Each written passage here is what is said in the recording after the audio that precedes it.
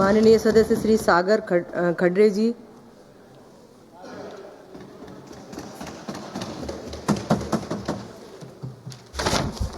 Thank you, Chairperson Ma'am, for allowing me to speak on the Finance Bill 2026. Firstly, I would like to start out by saying that when the bill was first introduced on February 1st, 2026, the stock market went down. Now, one of the reasons for this happening, among many other reasons, is the increase in STT, which is Securities Transaction Tax, on futures and options.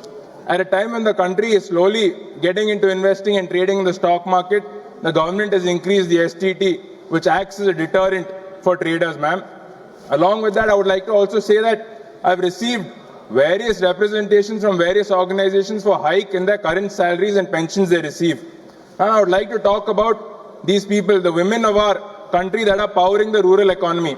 These are the ASHA workers and the Anganwadi workers and helpers. Now, the salary structure of these workers is the central government is supposed to provide 60% and the state government is supposed to provide 40%.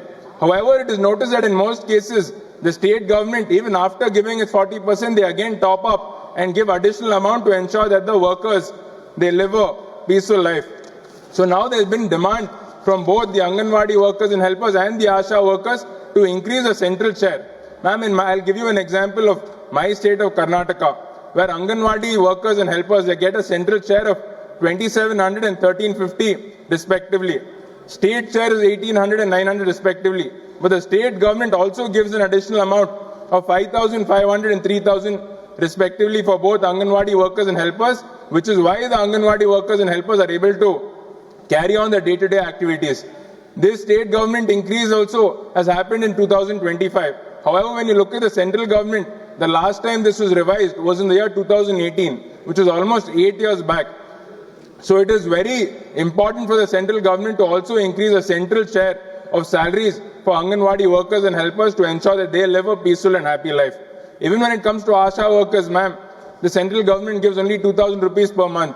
A year back it was increased to 3,500 rupees, but again we've received a representation saying that even this 1,500 rupees has not yet been released to the states.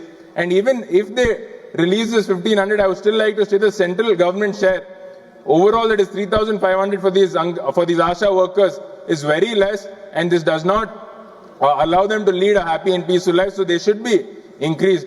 We should also remember, ma'am, that during Corona times, both our Anganwadi workers, helpers and ASHA workers risk their lives to ensure that the country goes in a peaceful state.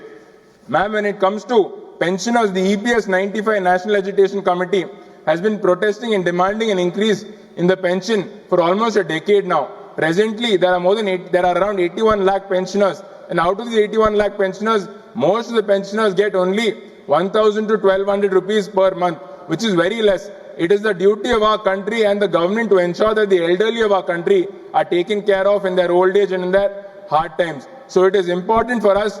Their demand is to increase it to at least 7,500 per month. So I request the central government to increase the pensioners' amount to at least 7,500 per month, ma'am.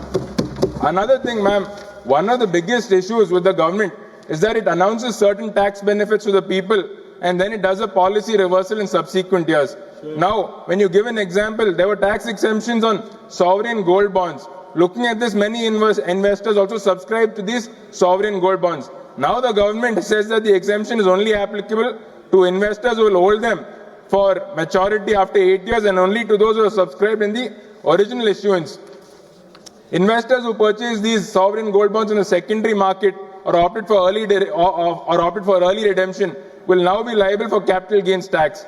This policy reversal will greatly affect the middle class, ma'am. My only request is that anytime the central government gives any tax benefits in the subsequent years, say they even want to remove these tax benefits, they should not make it retrospective in nature. If the government does this, if they make it retrospective in nature, it deeply erodes the confidence of investors. It deeply removes the trust of the general public in the government tax benefits. So I request the central government that anytime they bring about policy changes and removing tax benefits, they do not make it retrospective in nature. Thank you.